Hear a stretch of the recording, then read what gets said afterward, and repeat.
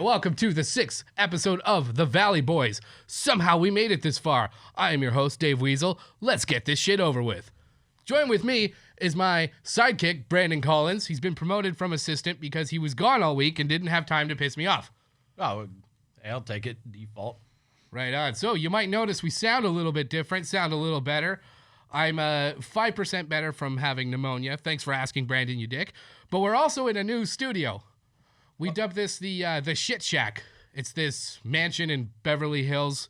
We signed with a pretty impressive network, High Studios. Thanks, boys, for having us in here. So, Brandon, tell us a little bit about what you did this week. You had an eventful weekend. Where did you go? Well, I ended up in Vegas, and within an hour of getting there, I was drunk. There may have been some vomit somewhere.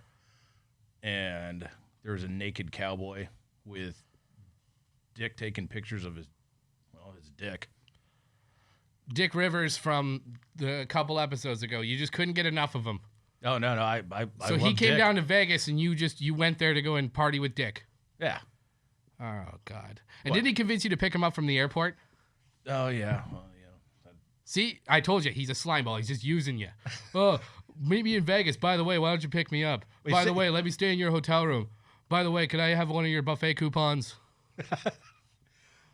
Anyway, so that's all you guys did was just drink and he sent me a text message saying, I had one Valley boy from back in the day take a shit on my stage. Again, never happened. I never did that. And another one puke all over my hotel room. Is that true? Yeah, well, I had to defend your honor. So you're admitting to that? Well, yeah. Well, I got blackout drunk. And then he said you apparently took a shower in his hotel room and left a big gross clump of hair.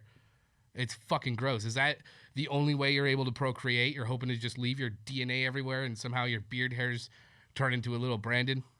Why am I not hearing a thank you from there? Yeah, I guess I kind of owe you a little diligence on that. Thanks for ruining Dick's trip. That is pretty awesome.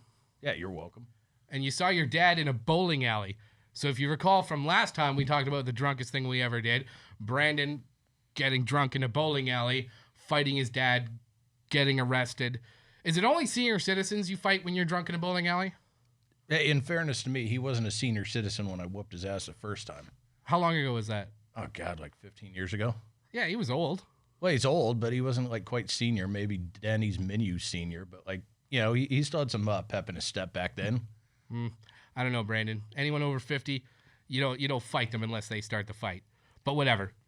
You're white trash. You're not over 50, Dave. Yeah, but I'm completely defenseless. Look at these arms. They're like 2 hot dogs shoved onto a marshmallow body. That it is. Beating up me is like beating up an 8-year-old girl. Well, the 8-year-old girl would take a little bit more of a challenge. Right. Anyways, so you were in the bowling. Did you fight your dad this time? There's photographic evidence of you two. What did you call it? Putting up your dukes? Yeah, putting the old dukes up. Fisticuffs? Yeah, we went fisticuffs. We were throwing bones. Good God. Laying down. No, I didn't beat the shit out of him this time. I was a perfect gentleman. Awesome. Good for you, Brandon. Progress and growth. Yeah, we got drunk, but there was no fighting. I got a little drunk this weekend because you know what I did? I hung out with my 2-year-old daughter. All right. While you were in Vegas, I stayed here and spent time with her. And you got drunk with your 2-year-old daughter? Not with her. Oh. But so her mom and I are trying to figure out what to do for her birthday. It's coming up in a couple weeks. She's turning 2. And she was looking online, found there's a Frozen play in Hollywood. Tickets, the good seats are like $350 or whatever it was. So we go there. She gets one ticket thinking Danny will just sit on her lap and that'll be that. Dude, we get there and they say everybody has to have a ticket. So I had to buy a nosebleed ticket. Oh, God. They took the 2 tickets and was like, okay, we're going in. They went and sat at the front. I went next door to the frolic room and got drunk with holding the stroller. It was awesome. God, is there any time that we don't get drunk anymore? Anymore? No. Okay. No, because here we are. It's 1:30 in the afternoon, drinking Canadian Crest. That's the $5 whiskey at Vaughn's. They don't even check ID for that. Oh, well, no, it's like one step above mouthwash. It's like if you want to do that, you go for it, yeah. But this douche over here, he's drinking out of a martini glass. Dude, we're in Beverly Hills. Oh, shit. What do you think I'm going to do? Just drink it out of the bottle like we normally do, or out of the carpet? No. We're not in Reseda anymore. So yeah, I was drinking in there with the stroller. People are asking questions. I was like, oh, my daughter's next door at the play. Oh, she stroller though. I'm like, yeah, she's 2. And this one old man, he was in there for the intermission, and he's like, oh, well, I have a 4-year-old granddaughter. I didn't want to take her because I thought she was too young. I'm just not going to tell her I went. I was like, okay, you just went there. All right, that's weird. Yeah. But yeah, that's what I did. That's a lot better than going to Vegas and puking all over a hotel room, if you ask me. Well, So you didn't have any hookers in Vegas? That's not your bag anymore, or what? Isn't it legal there? Or legal somewhere around there where it's not enforced? What's the deal? Yeah, it's legal outside of town, but the cops, they really don't give a shit. As long as you're not, fucking out on the strip. They don't give a shit what you're doing. So it's not actually legal there. Just No, to clarify, you're the expert on this, by the way. Oh, yeah. No, There's one branch of the law you know about. Yeah, you're legal expert for getting in trouble in Vegas. Now, same with drinking. Like drinking on the strip, everybody does it. It's not actually legal, but the cops don't give a shit as long as you're not, puking and fighting your dad. Yeah. So it's just like Winnipeg. Yeah, it's just free for all. Just don't fuck up anyone else's day, and they don't care. You're supposed to actually drink it, Dave. Right. Yeah. Okay.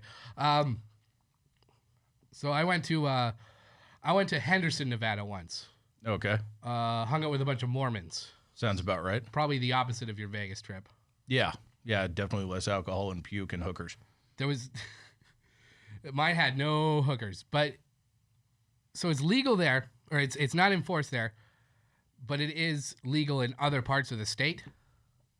Yeah, there's ranches and all that all over the state. Up near Reno, there's hooker ranches? Yeah. Yeah. Just free range baboons, as you call them? Yeah, free range hookers in this case. God. Yeah, so you just go up there and you'll walk in the place, and this is so I've heard, and Madam will meet you there. And there's basically an array. It's like a buffet. So you walk in there, there's going to be a redhead, there's going to be Latinos, there's going to be Asian girls. And you just take your pick the litter, you go back to the room, do your thing. The litter? Yeah. So it's more like a police lineup. Yeah, pretty much. Good God. And this is legal there. Yeah. God bless Nevada, huh? I wonder what the crime rates and the danger ratio is in a place where it's legal and regulated versus a place like L.A. So let's take Reseda hookers. How dangerous is it for them versus how dangerous is it at the ranch? Well, like if you're going with a hooker online, it isn't from one of those ranches. You're just going to meet a chick off one of those back page type pages, So back page closed and then like dozen more popped up. Was that the worst day of your life? Well, just about. Not including the day I met you, but yeah, it's close. So So Backpage was where prostitutes, sex workers, yes, would advertise their services and people would render them from there. And so that closed. What happened after that? So like all these other little bullshit pages popped up, and same thing. They're posting their ads, but there's a lot of spam in there.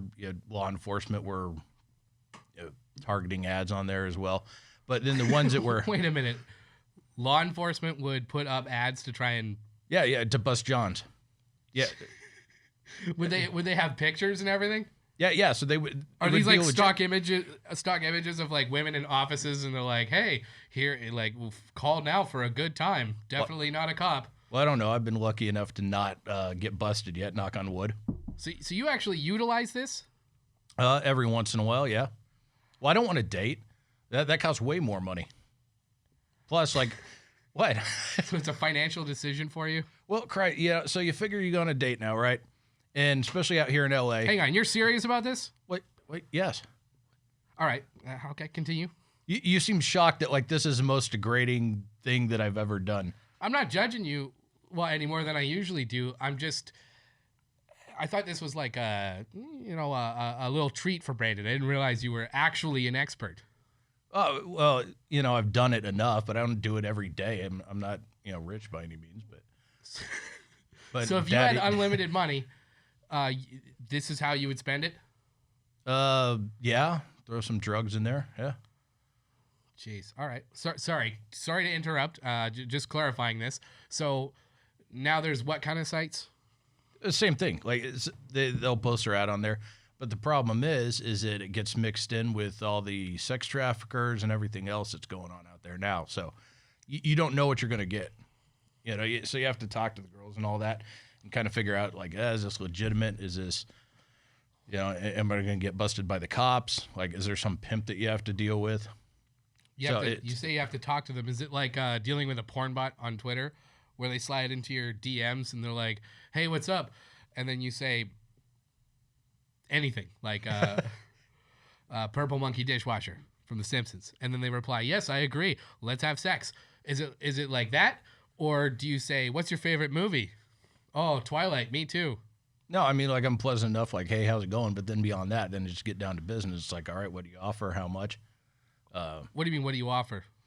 Well, depending on the girl, they'll do anything from just kind of your basic, full service little fucky sucky all the way up to, spinning around on a chandelier, giving you a golden shower, if the price is right. Much like the president. Anyways, so you, it's like a menu of services, and you pick based on that. Yeah. Yeah, it just ask what's available, and they'll either say, yeah, I'll do it. It's going to be this much extra. Here's like my base fee, for half an hour for the next, for the rest of the night. And, here's what you can get. And, oh, yeah. Is there a correlation between, how do I put this in the most PC way possible? Let's say a Beverly Hills listing versus a Reseda listing. Now, would the Reseda listing have more options or fewer? It depends, man. There's like really no. You just have to ask. Like you never know. I've been surprised by a few of them what they actually will let you do. What's the weirdest thing you've ever asked for? Nothing outside. You're just typical, because once you start getting outside of the like just regular full service, it costs money, and that seems to be the biggest concern of yours. Have you been tested or anything? Oh, of course, yeah. No, I'm clean as a whistle. Sounds like a pretty dirty whistle, but okay. It's been polished. Oh. What? All right, more Brandon jokes. See, the ironic thing is that's considered a dad joke, and you very well might have fathered multiple children that are out there. Oh, God, yeah. The best thing for those children are not to ever meet me. That's the best contribution I can make to their lives. So, in reality, by being an absentee father, I'm really the best father possible in this situation. Because it's you specifically. Yes. I'm a train wreck of a human being. But see, last week you said that if I died of pneumonia, you offered to look after my daughter. And that's why I said, fuck, no, and started crying and all that. So I agree with you is what I'm saying. Well, I was just trying to be a good friend. I figured the answer would be no, but I would at least ask. Yeah. Well, what did we agree on? You could watch my PlayStation? Yep. Yeah, and it's going right down to the pawn shop for hooker money. Yeah, you mentioned that. All right, well, moving on. I don't want to hear any more about hookers. What else we got to talk about? Let's see. You know what I watched? The Aaron Hernandez documentary. Did you see that? Oh, I did. I sat down and watched it from start to finish. It was fantastic. Yeah, it was great. It's weird how they do that in these documentaries where they make you feel sorry for these pieces of shit, and then you see what they did, and you're like, oh, fuck this guy. I wouldn't entirely put it on him, though, just from watching the whole thing. Like, what do you mean? What are you going to blame it on? His little gangster friends? No, like the whole issue with CTE, and I wish they would have spent more time on that. But they did. They said, like, this brain is so rotten from CTE that we've never seen it this bad from someone this young. Yeah, like literally dementia. Your brain just you lose cognition, you lose ability to make rational decisions. Like, I don't know, not pulling up and shooting a guy who spilled a drink on you, stuff like that. And the doctor was saying that this went all the way back to probably when he was 16 or 17, when he was in high school. That's when it probably started, and it's been getting that bad ever since. Now, I'm not saying he wasn't an asshole piece of shit before that, but if you watched the beginning and heard everyone talk about him, and then at the end when he was doing all the crazy shit, smoking PCP and everything, like night and day, two different people. So I'm not going to put it entirely on the CTE, but we love science and allegedly in society nowadays. So you have a doctor saying like, look, this is the same type of brain that you would find somebody in a dementia patient, someone who was 72, not 27. Right. And I see what you're getting at. Drugs definitely don't help anything. So when somebody goes and does something absolutely crazy or tragic or horrible, and then it turns out, oh, it's the drugs, no one feels sorry for them. You don't, it's like, well, you shouldn't have been doing drugs. But in these cases, it's like, what, you shouldn't have been playing football? Well, right. And see, nobody really knew about it too much. The whole Mike Webster thing, when that first was going on, it wasn't a topic of national discussion. The first time it probably got a lot of national attention was Chris Benoit back in 2008. Yeah, that was fucked up. Yeah, he's Canadian. Yeah. Well, was. Don't hold that against him. But yeah, they were saying, who was that? His buddy there, John Cena, was like, the weird thing about that guy is you could actually hit him in the head with a chair, wouldn't affect him. Yeah. And that's a problem. Everybody used to take those unprotected chair shots to the head. And you hear guys that did it back in the day, like 20 years ago. Now they're like, yeah, I have migraines on occasion. There's days where I've had to have neck surgery. It's fucking brain damage. All these sports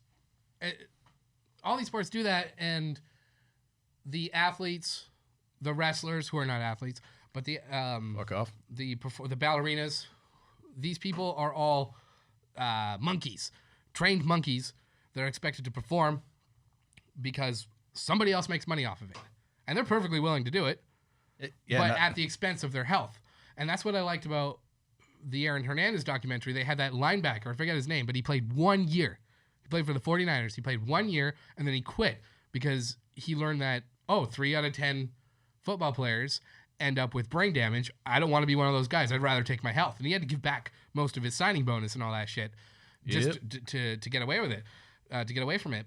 And that's kind of a sketchy thing about the NFL is they know the damage, it seems like. They've known about it for a long time. Because if you ask people that work in like doctors or nurses, all that, they learned about CTE, and they learned that, football players have this. Like 20 years ago, they knew all that shit. Yeah, and it's only coming to light now. Well, right. Like I said, back in 2008 was probably the first prominent, example that people were aware of nationally. But yeah, the science had just started. So as far as like trying to decipher, what it actually does to a person and how bad it affects their health and what causes it, like we're in the early stages of that. It's only been 20 years.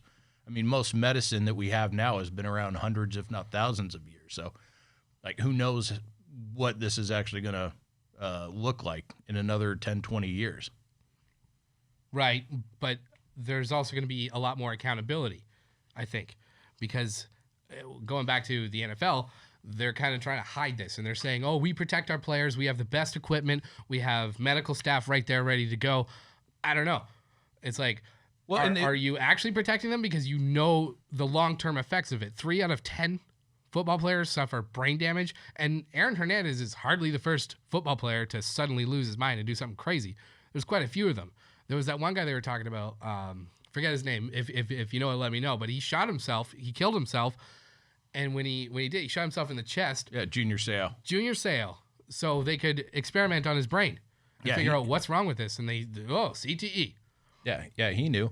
Well, here's the thing with the NFL. They tried to cover all this stuff up initially and tried to threaten lawsuits. Like, if anything comes out about this, we're going to fucking sue you into oblivion.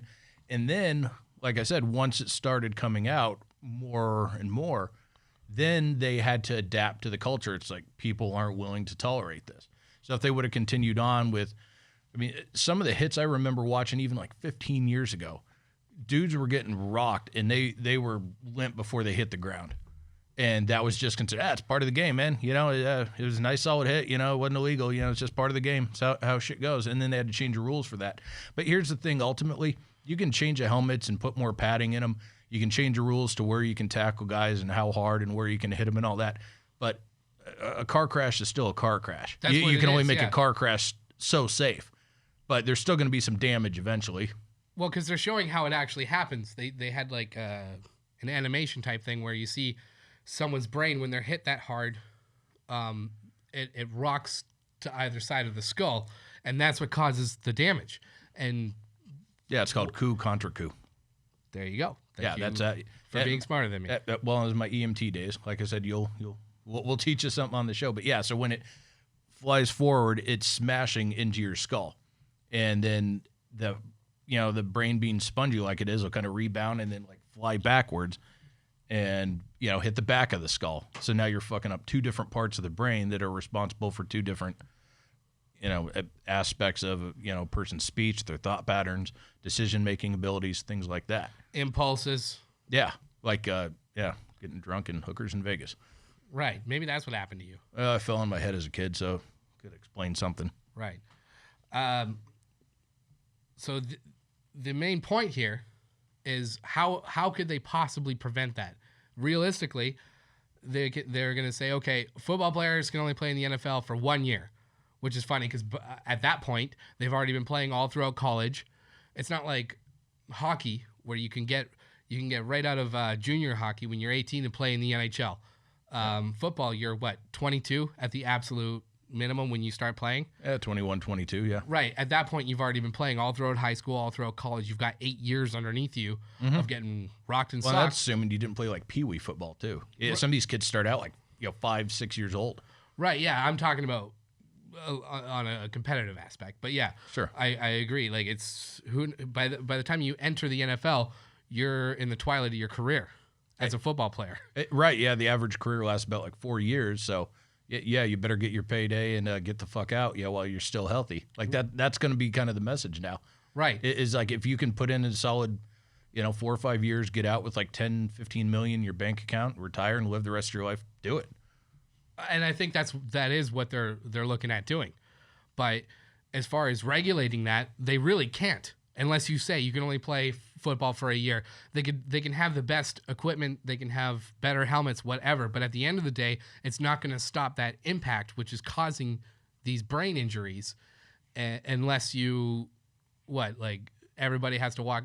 Everybody's playing in wrapped up in bubble tape, and nobody's allowed to hit. It's touch football. You'd have to go back to that. Right, and exactly, and that's why they love these big juiced up roid monkeys, because people love car crashes. If nobody crashed in NASCAR, nobody would watch it. The ratership would, the ratings would plummet. But same thing in football. If you put, my fat ass in there who can't run about 10 yards without getting winded, and I like just kind of bump into somebody, knock them over, no one's going to give a shit about that. But you put some dude who's 250 pounds jacked to the fucking gills, and he about takes somebody's heads off, people love it. That's ratings all day long. It's the same thing with hockey. Everybody loves a good fight in hockey, which, by the way, just so you know, hockey players 30% smaller than football players, and they hit 30% harder because you're going that much faster. And hockey's the only sport where you're allowed to. They just stop the game for a second and let two players physically fight each other, fist to face. It's like Brandon drunk in a bowling alley, and that's They allow that. That's more violent than football. But anyways. Dude, yeah, Paul Bissonnette, my favorite grinder, man. He knocked some dudes out in his day. Did he ever play for Phoenix? Yeah, he actually got drafted by Pittsburgh, played like half a season, and most of his games he was just put in so he could purposely beat the shit out of somebody and take him out of the game. Yep, enforcer. I saw a mic'd up video of him. Yeah. Those mic'd up videos are awesome when they actually start talking shit. Not when they're being cute for the camera. When they're actually talking shit, it's awesome. So they had him on there, and he was about to fight somebody. They were doing a face-off, and he says to the other player, "Hey, you want to go?" And the other guy's like, "Yeah." He's like, "All right, good luck, man." And he's like, "You too." They drop the puck, they just start fighting. But going back to football, the craziest part of this, no matter what rules they have, no matter what the consequences are, 100% of these players, except for the guy we talked about for the 49ers who quit after 1 year, they're all cool with it. Yeah, well, they know the consequences. Yeah. They understand it, and they're like, but this is my life. This is what I want to do. This is what I've worked. This is all I've ever known, is working my way, being the best at what I'm doing at all levels, from the time I was in Pee Wee, high school, college. I've been drafted. I made the team. I don't care what happens to me in the long run. Because they did a survey of Olympic athletes. If you were to die 5 years after you win a gold medal, would you still want that gold medal? And virtually all of them said yes. Yeah, because A, you'll be dead and you won't give a shit anyways. But well, that's a nihilistic way of looking at it. That's a brand new way of seeing it. yeah. But also, too, where else are you going to have a job where you can haul in $10 million after 4 years and retire? Like, there's no $10 million contracts for the best office worker who can collate better than anybody else. I don't know about that. Are the lowest paid players on the team making $10 million? No, the lowest paid guys, I think average now is about $350 starting out. Bare minimum. What, $350,000 a year? Yeah. So, like, if you're the backup quarterback and you come in for like 2 snaps all season, $350,000 minimum, somewhere around there. And that's not bad. But after, let's say, 4 years, the average you said. Yeah. Most people could retire on that, but let's face it, football players aren't most people. 4 years after you're done, you're what, 26, and you got, let's round up, let's go $1.5 million. Okay. You got to do something with it. Yeah. Well, and that's if you're a backup player. I mean, I was talking about the guys that are pulling like $10 million for 4 years or whatever.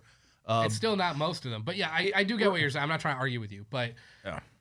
What I'm saying is you still got your whole life after that, and what the fuck are you gonna do?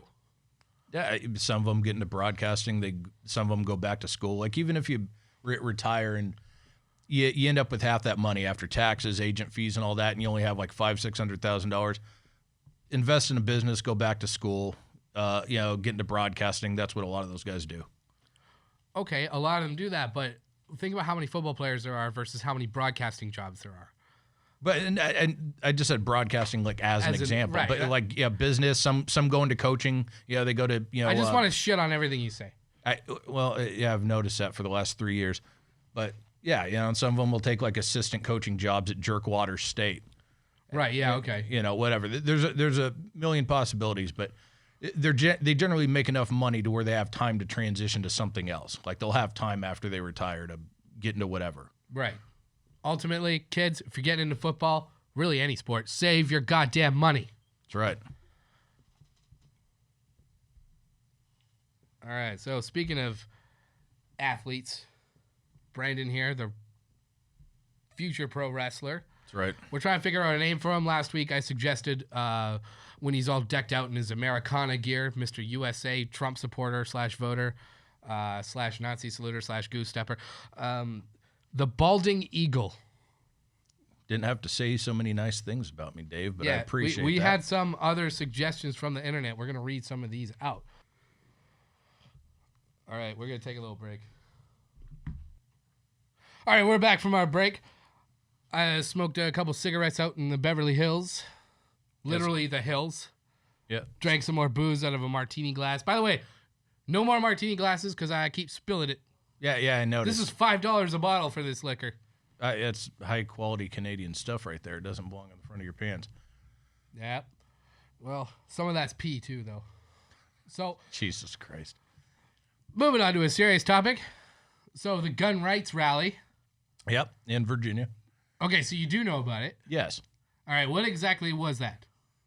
So it's basically just a group of Second Amendment advocates from every range of, like, I just want to defend my home, all the way up to dudes showing up in camo and, they're jacked up pickups with their cousins and their, Tiny dicks. Yeah, there you go. There's an eclectic mix of people. Then, of course, Antifa and everyone showed up. So it was like the... Antifa showed up? You mean anyone that's anti-fascist? The guys that weigh 110 pounds and wear ski masks and... The nerve. They don't like fascism, those fucking assholes. Yeah, and the guys stealing flags from people and setting it on fire and throwing shit at people and then running away. Yeah, it's okay. If we're talking about bad things they did, it's not an official group. It's just a blanket label for anyone that's anti-fascist. Right. If you're going to label yourself anti-fascist, you better not be fascist yourself when you're preaching that message. Yeah, those are just the bad apples.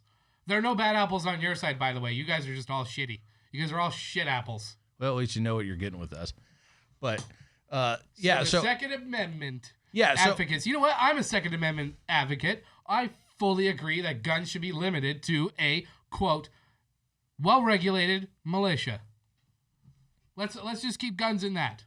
yeah, and there was a well-regulated militia that showed not up, that's and not you know a what happened? militia. There was no fucking violence, Dave. Oh. Everyone, all the Antifa people, everyone on the left, goddamn white supremacists, fucking Hitler, the Klan, they're going to show up and they're going to burn their crosses and they're going to burn down, the governor's mansion. You know what happened, Dave? Absolutely fucking dick happened. You know why? No dicks were shut off taking selfies with their guns? I can't confirm that. After the rally, I'm sure someone lost something. But in the meantime, during the actual rally, nothing happened. You know why? Because the people that were trying to make it out to be like, oh, they're going to fucking come in and take over Charlottesville by force, that was the people on the left saying that. No, that's the extreme left, the regressive left saying that shit. Oh, yeah, Governor Ralph Blackface Northam, that guy. What did he say? They're going to take over Charlotte with guns by force? No, he was trying to push the whole fear-mongering that, like, they were going to show up and there was going to be violence and there was going to be, dead people in the streets of Charlottesville. Yeah, it was going to look like Jonestown after the whole thing was over, and absolutely nothing happened. Well, I don't disagree that the vast majority of gun owners are responsible gun owners. I just think that the line in the sand has to be drawn somewhere. Let's say felonies. A lot of states enforce that. Some of them don't. If you have a felony on your record or any history of assault, robbery, domestic violence, you shouldn't get to own a gun. Fuck you. Oh, yeah, I 100% agree. That should be a disqualifier. And my problem with guns also are the rifles that are capable of shooting, let's say, 23, 29, 51, 59 people at once. I don't think anybody should get to own that shit. Well, tell you what, Dave, if I ever come across a rifle that shoots on its own and kills 59 people, I'll let you know, but I haven't seen one of those. Oh, so you're one of those. It's not the gun, it's the person people. So let's talk about that then. So if it's a mental health issue, let's use that blanket term. It's a mental health issue. This person's crazy. It's a singular, isolated incident that just keeps fucking happening all the time. What are we doing about that? What are we doing about getting people access to mental health care besides telling them to fuck off? This country hasn't been taking care of mental health care since before all the mass shootings were going on. Mental health is one of those things that gets brought up after mass shootings and it's just horrible, violent acts because it's a great talking issue, but nobody gives a shit, about the mentally ill. I agree. It's not. It is exactly that. It's just an excuse to own your guns. Jim Jeffries said it best. The best defense that you have to owning guns is, I like my fucking guns. And they are. They're a lot of fun to shoot. I don't disagree with that. Dude, my dad's a cop. I've been shooting crazy guns at the range since I was a little kid. They're a lot of fun. Yeah. But that's also in a very controlled setting. And I couldn't take it home with me. I couldn't go and buy one of those when I turned 18. Right, but like, who are the people doing all these shootings? It's the people that are crazy. They are racist. They're out of their fucking minds. It's not like average Joe decides, you know what? I feel like taking target practice today down at the local mall. Let's see if we can't get ourselves a 20 kill streak. Well, if these are two separate issues. There are the mass shooting issues, the ones that everybody in the news talks about whenever it happens. Everybody's talking about gun violence. And then there's the everyday gun violence. The reality is how they measure mass shootings, like one way of saying it is 3 or 4, whatever it is, 3 people are killed in one specific incident. That shit happens literally every single day in this country. So it's got to be something beyond just mental health. And I'm not blaming it on the guns either. I'm saying the guns are a huge part of it. Having access to guns, whether you're a felon, you've shown a history of violence, you've got mental illness, whatever it is, and I know that's a slippery slope. Yeah. Mental illness, that's a blanket term. Like you say to your boss one day, I'm sad, and they fucking give you administrative leave. I know in my industry, if you say that shit, if you go to a television executive and you say, you know what, I'm feeling pretty depressed lately, they say, why don't you take a week off, bud? I figure they're just going to tell you to do more drugs. And then Well, that too. Send you home with a bottle of whiskey. Here, buddy, you'll feel better in a couple days. Oh no, that's a separate topic. But let's say if that goes on your record or somehow that is held against you, I'm not drawing the line there. I'm saying somebody that has shown that they act significantly differently than they normally would, maybe they shouldn't own a gun. Cool. Then make it two separate issues. But, like, don't put all the fucking crazy mentally ill people under the same blanket as responsible gun owners and just say, we need to you limit access to weapons from everybody. I specifically am. Like I said, I know you are, but I'm saying, like, separate the issues.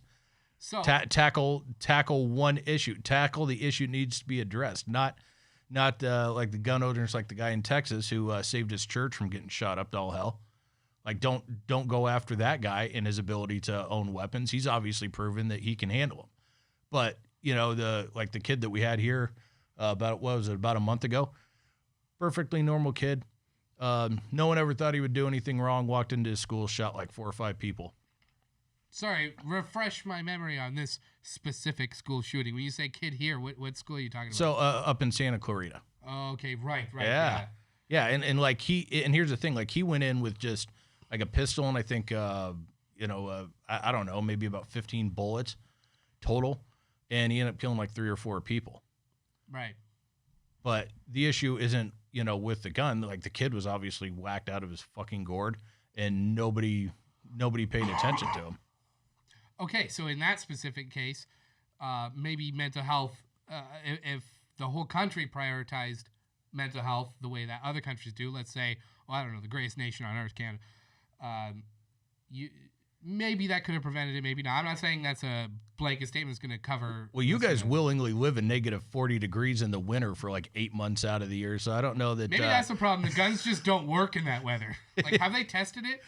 Have you ever experienced minus 40? You probably have, living in Iowa. Yeah. Okay, but how about months on end? Yeah, no, but that's what I'm saying. You guys willingly choose to live in there, so like maybe that's not the best country to go for mental stability.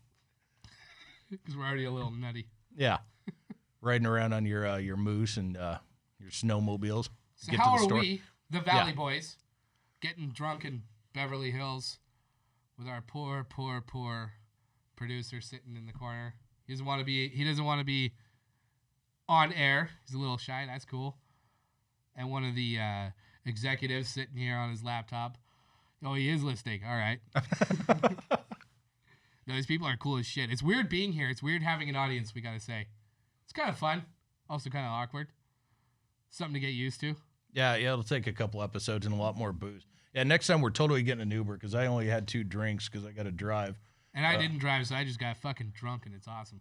Yeah. Well, it's weird being drunk at this hour, though. Well, yeah, I mean, yeah, it's completely weird being drunk. Dude, I work. I'm not you. I can't just wake up at noon and be like, why don't I have any money? Well, I could just drink. Dave, sir, I'll have you know that I work for a living. Yeah, but you work whenever you feel like. Sure. So you don't have somebody crushing your soul and punching your dick. Wait, are you talking about your love life or your my work job? life? Oh, okay. No, dude. Love life. I'm not into that weird shit. I gotta say, I am the most vanilla person when it comes to anything sexual. I just like the basic, like if we compare it to car washes, I get the cheapest thing. Yeah, just a wash and a rinse, and off I go. No. If missionary sex were a person, it would look like you. Really? But I got like a homemade tattoo. People think otherwise. They see that shit and they're like, "Oh, have you been to jail?" I'm like, "Oh, is it that bad?"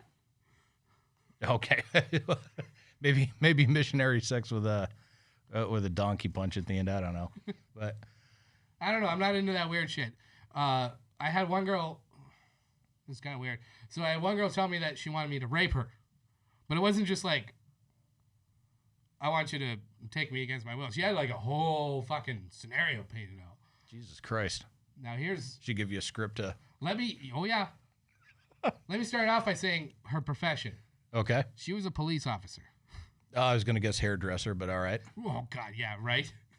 But she was a police officer, and she wanted me to hide outside of the station that she worked at. No, dude, it's bad. So she wanted me to hide outside, and then when she got to her car, she wanted me to fight her, beat her up at a police station. What, fisticuffs? Going fisticuffs. Oh, Like we're God. going back in time to the 1930s. And she wanted me to beat her up, put her in the trunk of her car, drive her car back to her house, drag her in, kicking and screaming, tie her to the bed, fucking rape her one, and just jump out the window, leaving it open in the middle of January in Winnipeg. Like leaving her tied up to the bed. Yeah. With the window open, all that shit. And I was like, no. And I had to sit and cry in the shower for 2 hours. And I told my dad, who's also a cop, and he laughed. And he's like, oh, dude, you got a lot to learn. A lot of women love that shit. And then I told another friend of mine, and he's like, yeah, that's what they do. Like, just fucking take her out to the cabin and pretend to rape her one. I was like, nah, I can't do that. I'm not into that. So you didn't even have sex with her? You just No, cried? I was done after that, dude. I was done. And you still cried in the shower? Oh, yeah. Sat and cried in the shower for like 2 hours. Well, Ran no. out of hot water.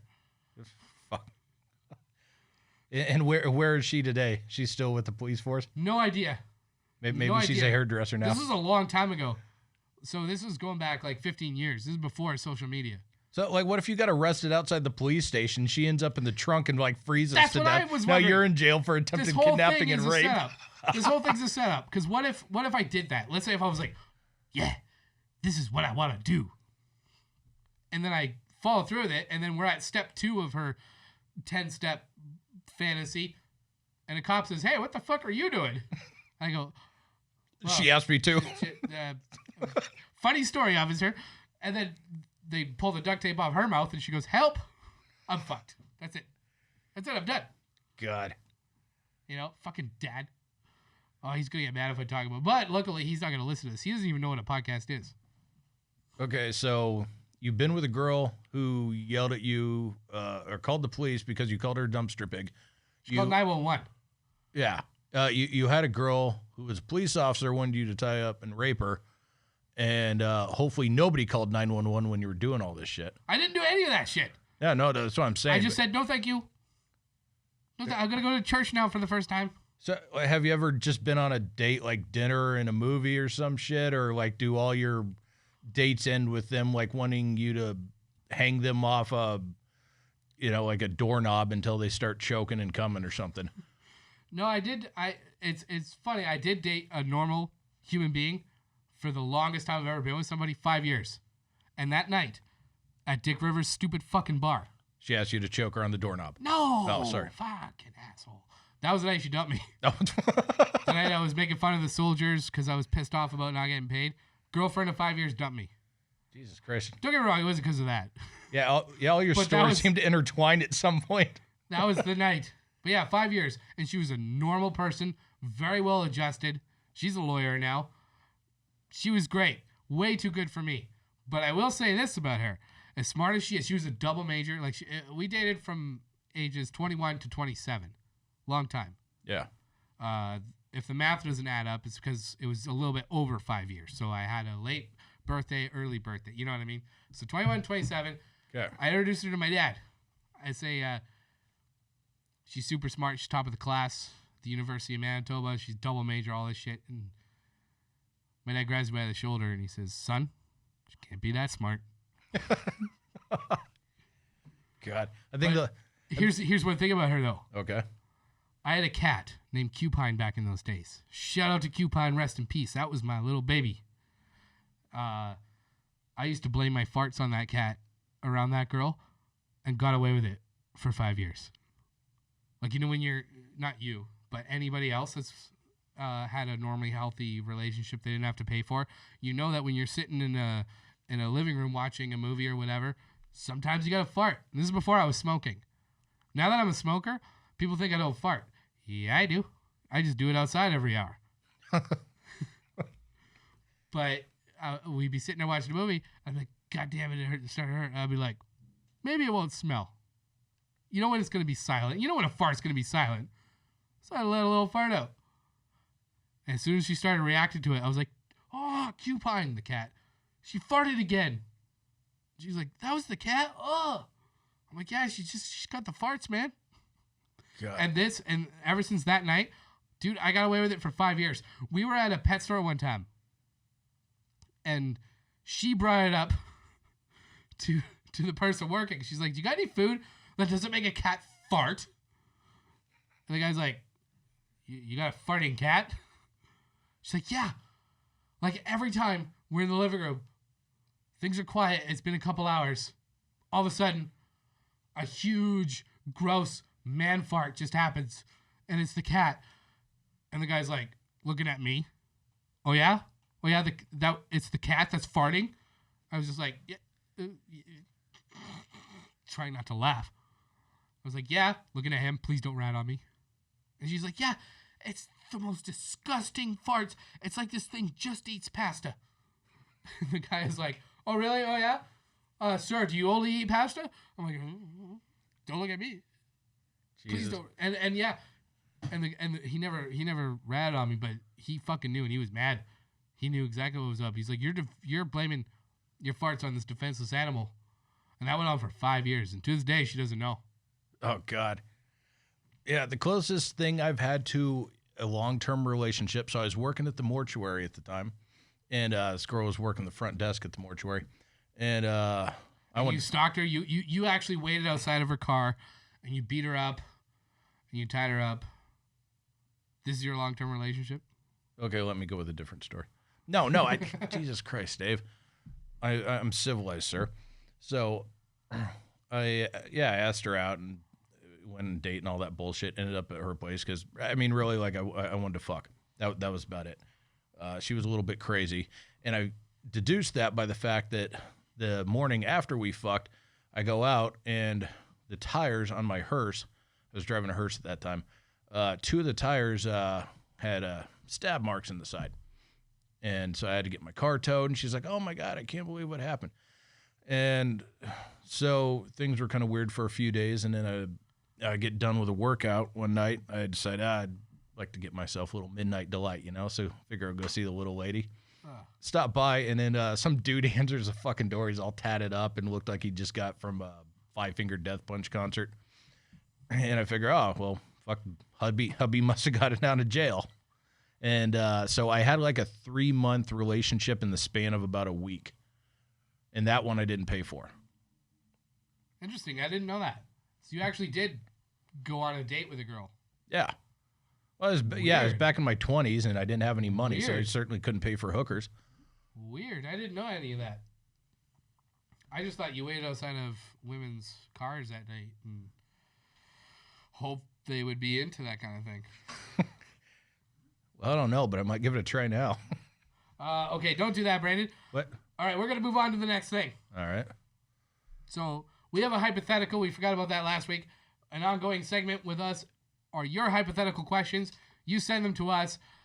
Tweet us, DM us, put it on a note, and a pigeon's leg will get it, and we will read out the good ones. And as always, the bad ones, we will block you. So our hypothetical this week comes from Jessica. She says, Dave and Brandon become homeless and have no family or resources. What do each of you do to survive? Well, because I'm a good friend, I'll piss on you to keep you warm at night. You're just going right for that shit. The stuff that you pay for. Well, we're talking about basic survival. We're homeless. We have to take care of the essentials first. So, like, I'm not going to let you go cold and freeze in the middle of the night. You're just going to start pissing on me? Yeah. That's not funny, because if you piss yourself, technically I would piss you, but go on. Just in general, piss. Yeah. Makes you wet, which makes you cold, which gives you hypothermia. That's how you die. So that's a form of murder, sir. And you know pardon me for trying to give a shit about you, Dave. You know how I know that? Back in the day, jeez. Shut up, Brandon. No, go on. I'm listening. Was this back in Canada? Yeah. After you dumped the chick of 5 years and you ended up in a dumpster. No. She dumped me. Trying to rape a cop. Perfectly obvious. Okay. And the cop thing was before her. But there were these comedians that I used to perform with. One of them I used to tour with. Another one, I'm just going to say his name. John MacArthur. He is the most fucked up person. He's okay. He's pretty funny. But off stage, this dude is a fucking nightmare. So you know about the Zoo? We talked about that in the last episode. The Zoo in Winnipeg was a bar, a punk rock bar, where I used to host an open mic comedy night back in the day. And they let me have 2 microphones, one to speak into and another one for the butts in case you need to fart. This is the kind of shit that I ran. And one guy, John MacArthur, he would come out. He'd make his dad drive him because he had a DUI. And this old man would just sit in the bar. And John would be fucking wasted. And he was funny as shit. Usually. One time at the zoo, dude bangs a hooker for free in the women's bathroom while they were doing crack. Just to paint the picture. Okay, well, you had crack, so it wasn't free. You make it sound like the dude was a stud with a 10-inch dick or something like that. Crack was free. Right, yeah, that's what I'm saying. Yeah, you get a woman anywhere with that, but... Anyways, this guy went on tour with another comedian that took me on my first tour, but instead of kissing ass and selling merch and whatever, the guy got super drunk, and when they were in the hotel room, he pulled his pants down and started pissing on him while he was sleeping. And the guy woke up getting pissed on. And this is here in the States, too. So they were in Canada, and they came to the States, and that happened. And he woke up, and he's like, what the fuck are you doing? He's like, I'm just taking a piss. And so he's like, fuck this. So they all piled into the car, and they drove up to Winnipeg. They were thinking about just leaving him there. But you can't really do that, because they were in, Grand Forks, North Dakota, which is just south of Winnipeg. Yeah. They couldn't leave him in a foreign country, so they drove him up to Winnipeg and just kicked him out of the car, smelled like piss. But the point is, they were all very cold. Yeah. So if you're going to piss on me, you're going to make me very cold and probably kill me. Well, I'm sorry for trying to care, Dave. What's your grand plan for us if we end up homeless? What are you going to do for us? So no family or resources. God. Well, number one, there won't be any us. Okay. I would go rogue. All right. Well, then at that point, I'm pissing on you for sure. But then fine. What are you doing on your own? Then after you're walking down the street covered in my piss, what are you doing? I don't know. See, I heard that. So Donald Trump is a great businessman, right? And they say all that shit, even though he was basically born a prince and had all these people around him, advisors. But yeah, you're right. He did work hard. Anyhow, let's say if you took his brain, okay, and put it into a homeless guy's body, you'd get Dave Weasel. Oh fuck no. This is outside of what I would do. That homeless person would eventually become a millionaire in a year. I kind of believe that. So I would try and think, okay, what would I do if I was Donald Trump and homeless? And? Well, I just go around sexually assaulting people. Jesus Christ, Dave, you got a theme going here, buddy. Not a good one. And then either. I'd be arrested. Yeah. And then I go to prison. Okay. And once I'm in prison, that's when I build my empire. Because I would have these guys like Rudy Giuliani in there. These guys like Donald Trump in there. And I would be like, all right, we're all going to suck dick. We're going to figure out a way to get all of us out of here. And since they have the money and the resources, I'd be part of that. I'd be like, listen, guys, you don't want me getting out of here and talking about sucking dick. So I'm part of this escape plan, this legal escape plan. So whatever you guys got, I'm part of too. Okay. And they'd be like, ah, shit. It's a Steele dossier all over again. All right. So. And then I'd get out of prison, and then I would basically extort my way into not being homeless. I'd be like, okay, now I'm out of jail. By the way, if you really want to keep me silent, you got to give me some of that porn star money. 130 grand, please. I'd be like, well, that's a good one, right? And I'd be set for like another 2 years. Oh, well, in that case, if I ended up homeless, I would beat the shit out of you, take your 130 grand, and head down to the liquor store. No, this is after I got it. We should have thought of this ahead of time. This is what I came up with as I was talking. Sure. But that's what I would do. So your plan is to piss on me. My plan, a lot more elaborate and better. It ends with 130,000. Your plan is to piss on me. Well, and then after you get rich, beat the shit out of you and take your money. Yeah, but how are you gonna find me? I got 130,000. I'm gonna be partying in Beverly Hills every night. I'm gonna be in helicopters every night. I'm gonna be living in multi-million-dollar mansions. With $130,000. Yeah. You know what it is? You got 130 grand in the bank in this country, you can get credit for anything. They'll be like, here's an $8 million credit card. I'll be like, fuck yeah, it's America. Yeah. And then I would just be crippled with debt, which is far worse than being homeless. But I wouldn't be homeless. Fair enough. All right. So we're veering towards the end of this. Let's see. You guys are all happy about that? Brandon, what do you got for our... We got a twist on this. So, last week, we played California versus Florida, man. This week, we got California versus Canada versus Florida, man. Yeah, and that was before I knew about, like, all the fucking rape and, like, piss gangbangs that go on in Canada. Like, before I decided to include Canada into this week. It's fantasy rape. It's not rape. Don't say it like that. And it's by what? See, I wouldn't sell that person a gun, let alone have the government issue them one. Okay, well, this first story hits on something. Wait, explain the rules because not everybody listened last week. All right, fair enough. So this one's simple. I'm going to read off 3 stories. It's either someone from California, Florida, or Canada. Could be man or woman. Again, we believe in equality. So going into I have to guess which one it is. Yeah, Jesus Christ, you suck. That goes without saying, for fuck's sake. You're the only one here. Anyhow, so this first story goes into something we were talking about a little bit earlier. Person arrested after posting videos online of mass shooting practice. So basically, it was some psycho that was in a hotel room, and they had a gun, and as people were walking by, they were pointing the gun at him and, like, aiming it on him. Jesus Christ. Yeah.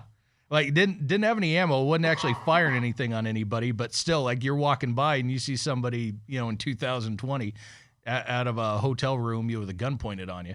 Okay, I got a question. So, how do they know it was mass shooting practice? Is that what they label the video as? No, this is after they arrested the guy and all that. That was just a headline. But so after they arrested the guy, and that's, whatever, could be just the way the news station labeled Hold on, sorry, just to clarify. So, the guy was pointing the gun at people. Yeah. And videotaping it? He wasn't taping it. He was just... Oh, okay. So he was just... Yeah, but people were calling in saying, hey, some psycho's, like, pointing a gun out of a, hotel room. My natural instinct is to eliminate Canada because mass shootings, what the fuck? That doesn't... We don't do that. Well, I'm going to read the other 2 stories first, and then you'll tell me which story is which. Oh, so you're just going to change the format as we go? Well, no, I have to do it this way. Other process of elimination, that's no fun. Oh, so you got one of each? Yes. That means if I guess the first 2... Okay, whatever. Read it. God. Okay. So this next story involves an individual who ended up naked on a carousel at an airport. And Jesus Christ, did you pass the 3rd grade? Just fucking read it. I'm trying. Words are hard. So, anyhow. American education system, everyone. Yeah. So, dude was fucked up on drugs and ended up commandeering, like, one of those luggage carts at the airport. Ended up, like, on the tarmac, commandeered one of the luggage carts. Ended up naked, riding around on the carousel before finally getting arrested by cops. And the best part was...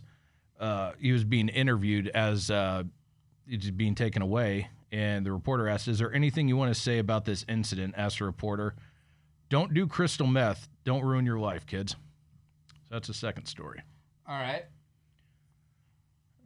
Now, the third one.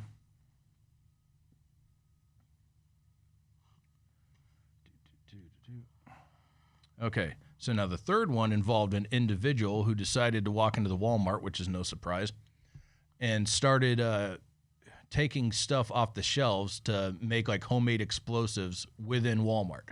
Like, they're grabbing the butane canisters, all that type of shit, and they were trying to make explosives to set off in Walmart. Ended up with all manner of charges, including child endangerment, because they thought it'd be awesome to bring the kid along for this particular ride.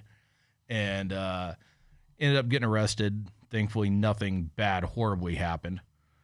But so those are your 3 stories for the week. So which one's which? Did the last one involve meth? Sorry. Not that last one.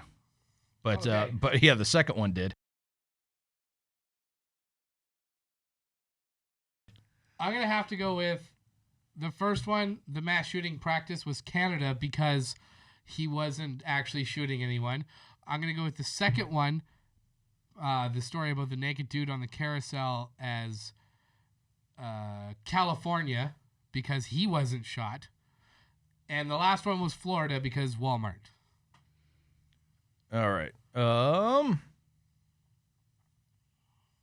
Pull your life together, Brandon. Did I get it right or wrong? No, you got it wrong. You suck. So the first one, target practice. That was California man. Okay. California man taking practice. Yeah. Now the second one, the meth head on the carousel, that was actually Canadian man, but he was visiting Florida. So a little twist on that one, but it was Canada man. Okay, so if I had guessed Florida, no, it doesn't count. I'd have to get that because he's No, we're guessing Canadian, but he's in Florida. Yeah, but we're guessing the man. Like it's Canada man. But if I did something here, you're still Canada man. Streak through Beverly Hills naked, I wouldn't be California man, even though I'm a California resident, California driver's license. I'm still Canada man. Well, no, that guy was. By the way, sorry everybody, but that's gonna happen. Jesus. One more of these martini glasses full of Canadian booze, and we're getting naked. All right. Well, that dude was just visiting. He didn't live in Florida. He was just there for apparently a hell of a weekend. It's still Florida, man. Yeah. When in Florida, you know the same. Dave, I'm sorry that you suck at life, but no, you did get the last one. It was a chick in Florida. Brought her kid to Walmart, started making explosives in the store, trying to set him off. See, if she didn't set him off, that would be perfectly legal, right? She's just taking as long as there's no Sudafed involved. I didn't know that. When you buy Sudafed in this country, you got to give your driver's license, and they scan it, and they keep a database of who's buying Sudafed. Yeah, well, down in Florida, I think everyone has like 5 or 6 IDs anyhow. It's just funny how you can buy guns, but you can't buy Sudafed without them keeping track of it. But whatever. Yeah. Whatever. All right. So we good?